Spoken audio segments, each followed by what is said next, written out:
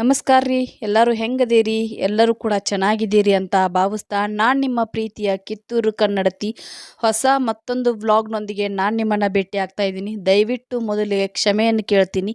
Vlog ಸ್ವಲ್ಪ ಬರೋದು late ಆಗಕತ್ತೈತಿ. ಸ್ವಲ್ಪ ಬ್ಯುಸಿ ಇರೋದ್ರಿಂದ ಲೇಟ್ ಆಗಕತ್ತೈತಿ ಎಡಿಟಿಂಗ್ ವರ್ಕ್. ಹೀಗಾಗಿ ಇವತ್ತಿನ ವ್ಲಾಗಲ್ಲಿ ನಾವು ಊರಿಗೆ ಬಂದೇವಿ. ಊರಿಗೆ ಬಂದ ಏನೇನೆಲ್ಲ ಮಾಡ್ತೀವಿ, ಇವತ್ತಿಂದ ಏನಿರ್ತದ ಸ್ಪೆಷಲ್ ಅನ್ನುವಂಥದ್ದು ಇವತ್ತಿನ ವ್ಲಾಗಲ್ಲಿ ನೀವು ನೋಡ್ತೀರಿ. ಹಾಗಿದ್ರೆ ವಿಡಿಯೋ ಇಷ್ಟ ಆದ್ರೆ ಲೈಕ್ ಮಾಡಿರಿ, ಶೇರ್ ಮಾಡಿರಿ, ನಿಮ್ಮ ಅನಿಸಿಕೆ ಅಭಿಪ್ರಾಯಗಳನ್ನ ಕಾಮೆಂಟ್ ಸೆಕ್ಷನ್ದಾಗ ತಿಳಿಸ್ರಿ ಅಂತ ಹೇಳ್ತಾ. ಸೊ ಇವತ್ತು ನಾವು ಊರಿಗೆ ಬಂದೇವಿ. ಊರಿಗೆ ಬರೋದು ಸಾಯಂಕಾಲ ಆಯಿತು. ಸಾಯಂಕಾಲ ಬಂದು ಕೈಕಾಲು ಮುಖ ತೊಳ್ಕೊಂಡು ಟೀ ಟೈಮ್ ಆಗಿತ್ತು. ನನ್ನ ಸಿಸ್ಟರ್ ಏನು ಮಾಡಿದ್ರು, ಕಚೋರಿ ಮಾಡಿದ್ರು. ತಿಂದು ಟೀ ಕುಡಿದು ಅದೇ ರೀತಿ ಪಟ್ ಅಂತೇಳಿ ಸಂಜೆ ಕೆಲಸ ಶುರು ಮಾಡಿದ್ವಿ. ಹಬ್ಬ ಆಯ್ತಂತ ಹೇಳಿದ್ನಿ. ಯಾವ ಹಬ್ಬಪ್ಪ ಅಂತಂದ್ರೆ ನಾಗರ ಪಂಚಮಿ ಹಬ್ಬ. ನಾಗರ ಪಂಚಮಿ ಹಬ್ಬಕ್ಕೆ ನಾವು ಯಾವ ರೀತಿ ಮನೆಯೊಳಗೆ ಏನೆಲ್ಲ ತಯಾರಿ ಮಾಡ್ತೀವಿ ಅನ್ನುವಂಥದ್ದು ಇವತ್ತಿನ ವ್ಲಾಗಲ್ಲಿ ನಿಮಗೆ ನೋಡ್ತಾ ಹೋಗ್ತೀರಿ. ಹಂಗೆ ನಿಮ್ಮ ಕಡೆ ನಾಗರ ಪಂಚಮಿ ಹಬ್ಬನ ಯಾವ ರೀತಿ ನೀವು ಸೆಲೆಬ್ರೇಟ್ ಮಾಡ್ತೀರಿ ಮತ್ತು ಏನೆಲ್ಲ ಅದಕ್ಕೆ ತಿಂಡಿ ತಿನಿಸುಗಳನ್ನ ಮಾಡ್ತೀರಿ ಅನ್ನುವಂಥದ್ದನ್ನು ಪ್ಲೀಸ್ ನಮ್ಗೆ ಕಾಮೆಂಟ್ ಸೆಕ್ಷನ್ದಾಗ ತಿಳಿಸ್ರಿ ಅಂತ ಹೇಳ್ತಾ. ಸೊ ನೋಡ್ರಿ, ಇಲ್ಲೇ ಒಂದು ಕಡೆ ನಮ್ಮ ಅಪ್ಪಾಜಿಯವರು ಪೂಜಾ ಸಾಮಾನನ್ನು ತೆಗ್ಯಾಕತ್ತಾರ. ಹಂಗೆ ನಾ ಏನು ಮಾಡಾಕತ್ತೀನಿ ಅಂದ್ರೆ ಗೋಧಿ ಉಂಡೆ ತಯಾರಿ ಮಾಡಾಕತ್ತೀವಿ. ಸೈಡ್ ಬೈ ಸೈಡ್ ಒಬ್ಬೊಬ್ಬರು ಒಂದೊಂದು ಕೆಲಸವನ್ನು ಶುರು ಮಾಡ್ಕೊಂಡೇವಿ. ನಾನು ಗೋಧಿ ಹಿಟ್ಟಿಗೆ ಬೆಲ್ಲವನ್ನು ಕಲಿಸ್ಕೊಟ್ನಿ. ಸೊ ಮಮ್ಮಿ ಏನು ಮಾಡಾಕತ್ತಿದ್ರು, ಅದನ್ನು ಮಿಕ್ಸಿ ಮಾಡೇ ಕೊಡಾಕತ್ತಿದ್ರು. ಇದಕ್ಕೆ ಯಾವುದೇ ರೀತಿಯಾದಂಥ ಬೆಲ್ಲದ ಪಾಕನ್ನು ತಗೋದಿಲ್ಲ. ಡ್ರೈ ಬೆಲ್ಲನನ್ನು ಗೋಧಿ ಹಿಟ್ಟಿಗೆ ಹಾಕಿ ಚೆನ್ನಾಗಿ ಕಲಿಸಿ ಸೊ ಅದನ್ನು ಮಿಕ್ಸಿ ಮಾಡಿದ್ರೆ ಅದು ಈ ರೀತಿ ಕೈಯೊಳಗೆ ಹಿಚ್ಕಿದ್ರೆ ಉಂಡೆ ಆಕೈತಿ. ಇನ್ನು ಕಟ್ಟೋ ಮುಂದೆ ಸ್ವಲ್ಪ ಇದಕ್ಕೆ ಡ್ರೈ ಫ್ರೂಟ್ಸು ತುಪ್ಪದಾಗ ಹುರಿದು ತುಪ್ಪ ಪ್ಲಸ್ ಡ್ರೈ ಫ್ರೂಟ್ಸ್ ಎರಡೂ ಕೂಡಿಸಿ ಹಾಕಿ ಸ್ವಲ್ಪ ಕೈಯಿಂದ ಮಿದ್ದುತ್ತಾ ಕಟ್ಟಿದ್ರೆ ಗೋಧಿ ಉಂಡೆ ತಯಾರಾಗ್ತಾವಂತನ ಹೇಳ್ಬೋದು.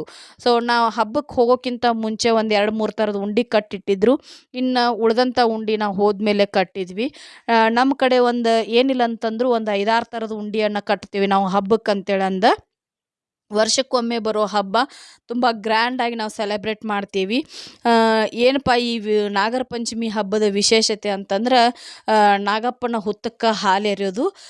ಹಂಗೆ ಏನು ಮಾಡೋದು ಅಂತಂದ್ರೆ ಉಂಡೆ ತಿನ್ನೋದು. ಸೊ ಮೇನ್ ಅಳ್ಳಿಟ್ಟು ತಂಬಿಟ್ಟು ಹಾಗೆ ಏನಪ್ಪ ಅಂತಂದ್ರೆ ಜ್ವಾಳದ ಅಳ್ಳನ್ನು ಹುರಿದ ಸೊ ಅದಕ್ಕೆ ಉಸುಳಿಯನ್ನು ಹಾಕಿ ತಿಂದ ಅವತ್ತಿನ ಹಬ್ಬವನ್ನು ನಾವು ಸೆಲೆಬ್ರೇಟ್ ಮಾಡ್ತೀವಿ. ಸೊ ನಾವು ಯಾವ ರೀತಿ ಹಬ್ಬ ಸೆಲೆಬ್ರೇಟ್ ಮಾಡಿದ್ದೀವಿ ಅನ್ನುವಂಥದ್ದು ಮುಂದಿನ ವ್ಲಾಗ್ನಲ್ಲಿ ನಾನು ನಿಮಗೆ ತಿಳಿಸ್ಕೊಡ್ತೀನಿ. ಸೊ ಇದು ಹಬ್ಬಕ್ಕಿಂತ ಹಿಂದಿನ ಪ್ರಿಪ್ರೇಷನ್ ವ್ಲಾಗ್ ಆಗಿರ್ತೈತಿ.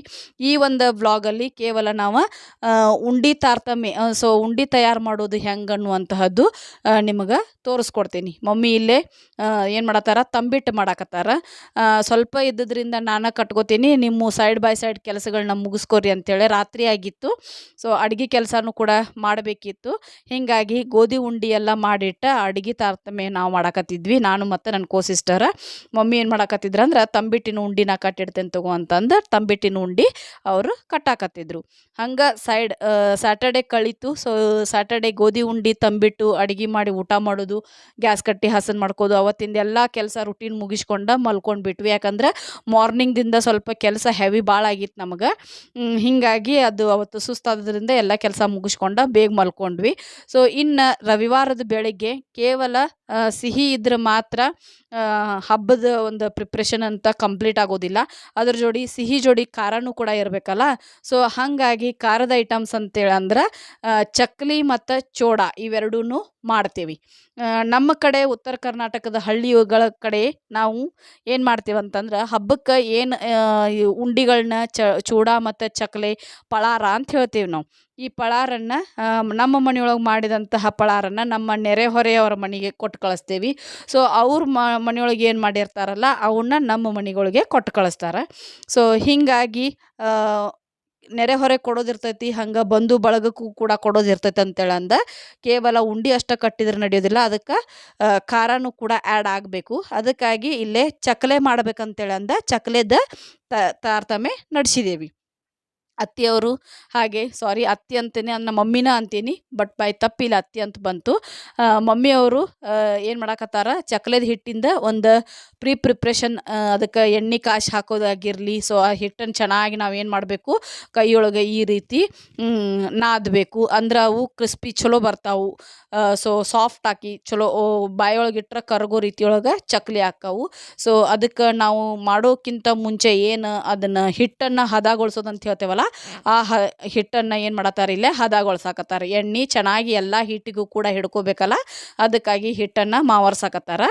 ಸೊ ಹೀಗಾಗಿ ಅವರು ಅದನ್ನು ಎಲ್ಲ ತಯಾರು ಮಾಡಾಕತ್ತಿದ್ರು. ಅವ್ರಿಗೆ ಅದಕ್ಕೆ ಸೈಡ್ ಬೈ ಏನು ಬೇಕಾವಲ್ಲ ಅದನ್ನೆಲ್ಲವನ್ನು ಕೂಡ ನಾ ಏನು ಮಾಡಾಕತ್ತಿದ್ನಿ ಕೊಡಾಕತ್ತಿದ್ನಿ. ಇನ್ನು ಚಕ್ಲೇದ್ ಹಿಟ್ಟಿಗೆ ಎಣ್ಣೆ ಹಾಕಿದ್ವಿ, ಪ್ಲಸ್ ಬಿಳಿ ಎಳ್ಳು ಹಾಕ್ತೇವೆ, ಹಾಗೆ ಜೀರಿಗೆಯನ್ನು ಹಾಕ್ತೇವೆ, ಅಜ್ವೈನ್ ಹಾಕ್ತೀವಿ, ಹಾಗೆ ಉಪ್ಪು ಖಾರ ಮತ್ತು ಸ್ವಲ್ಪ ಇಂಗನ್ನು ಹಾಕಿ ಸ್ವಲ್ಪನ ಎಲ್ಲ ಹಿಟ್ಟು ಚೆನ್ನಾಗಿ ಮಿಕ್ಸ್ ಮಾಡಿ ಇಟ್ಕೊಂಡು ಅದು ಹಿಂಗೆ ಕೈಯೊಳಗೆ ಕಟ್ಟಿದ್ರೆ ಉಂಡೆ ಆಗಬೇಕು. ಅಂದ್ರೆ ಈ ರೀತಿ ಅಂದರೆ ಎಲ್ಲ ಕಡೆ ಹಾಕಿದಂತಹ ಎಣ್ಣೆ ಹಿಟ್ಟಿಗೆ ಹತ್ತೈತೆ ಅಂತ ಗೊತ್ತಾಕೈತಿ. ಸೊ ಇನ್ನು ನೋಡ್ರಿ ಇಲ್ಲೇ ನಾ ಹೇಳಿದ್ನೆಲ್ಲ ಸೈಡ್ ಬೈ ಸೈಡ್ ಅದಕ್ಕೆ ಏನು ಅವನ್ನೆಲ್ಲವನ್ನು ಕೂಡ ನಾನು ಮಮ್ಮಿಗೆ ಹೆಲ್ಪ್ ಮಾಡಾಕತ್ತಿದ್ನಿ. ಇದೆಲ್ಲ ಪ್ರಿಪ್ರೇಷನ್ ಅವರು ನನಗೆ ಮಾಡಿಕೊಟ್ರು. ನಂತರದೊಳಗೆ ನಾನು ಚಕ್ಲಿ ಹಿಟ್ಟನ್ನು ಕಲಿಸ್ಕೊಂಡು ಒಳ್ಳಿಗೆ ಎಷ್ಟು ಬೇಕಲ್ಲ ಅಷ್ಟೇ ಹಿಟ್ಟನ್ನು ಹಾಕ್ಕೊಂಡು ಚಕ್ಲಿಯನ್ನು ಒತ್ತಲಿಕ್ಕೆ ಶುರು ಮಾಡೀನಿ. ಸೊ ನಾ ಚಕ್ಲಿ ಒತ್ತಿ ಕೊಟ್ಟೆ, ಮಮ್ಮಿ ಅದನ್ನ ಏನು ಮಾಡಿಕೊಂಡ್ರು ಅವರು ಎಣ್ಣೆ ಮುಂದೆ ಕುಂತ್ಕೊಂಡು ಕರೆದು ಚಕ್ಲಿ ತಯಾರಿ ಮಾಡಿದ್ವಿ. ಸೊ ಚಕ್ಲಿ ಅಂತೂ ಸ್ವಲ್ಪ ದೇವರ ಎಡಿಗೆ ಅಂತೇಳಿ ಅಂದ ತೆಗೆದಿಟ್ಟು ಇನ್ನು ಸ್ವಲ್ಪ ಏನು ಮಾಡಿದ್ವಲ್ಲ ಅದ್ರೊಳಗಿನ ಸ್ವಲ್ಪ ಟೇಸ್ಟನ್ನು ನೋಡಿದ್ವಿ. ಸ್ವಲ್ಪ ಉಪ್ಪು ಖಾರ ಕಡಿಮೆ ಅನ್ಸಾಕತ್ತಿತ್ತು, ಹಂಗೆ ಸ್ವಲ್ಪ ಇನ್ನೊಂದು ಸ್ವಲ್ಪ ಉಪ್ಪು ಖಾರ ಮಿಕ್ಸ್ ಮಾಡ್ಕೊಂಡು ಇನ್ನು ಉಳಿದಂಥ ಚಕ್ಲಿಯನ್ನು ಮಾಡಿದ್ವಿ. ಸೊ ಮೊಮ್ಮಕ್ಳಿಗೂ ಕೂಡ ಟೇಸ್ಟ್ ಮಾಡ್ಲಿಕ್ಕೆ ಕೊಟ್ಟರು. ಅಜ್ಜಿ ಮಸ್ತಾಗ್ಯಾವ ಚಕ್ಲಿ ಅಂತೇಳಿ ಅಂದ ಮೊಮ್ಮಕ್ಕಳು ತಿನ್ನೋಕೆ ಶುರು ಮಾಡಿದರು. ಅರ್ಧ ಚಕ್ಲಿ ಅಲ್ಲೇ ಖಾಲಿ ಅದು ಅಂತಲೇ ಹೇಳ್ಬೋದು, ಅಷ್ಟು ಮಸ್ತ್ ಚಕ್ಲಿ ಮಾಡ್ತಾರೆ. ಹೀಗಾಗಿ ಚಕ್ಲಿದ ಕೆಲಸ ಮುಗಿದ ನಂತರದೊಳಗೆ ಅವರು ಮಮ್ಮಿ ಏನು ಮಾಡಾಕತ್ತಿದ್ರು ಚೋಡ ಹಚ್ಚಾಕತ್ತಿದ್ರು.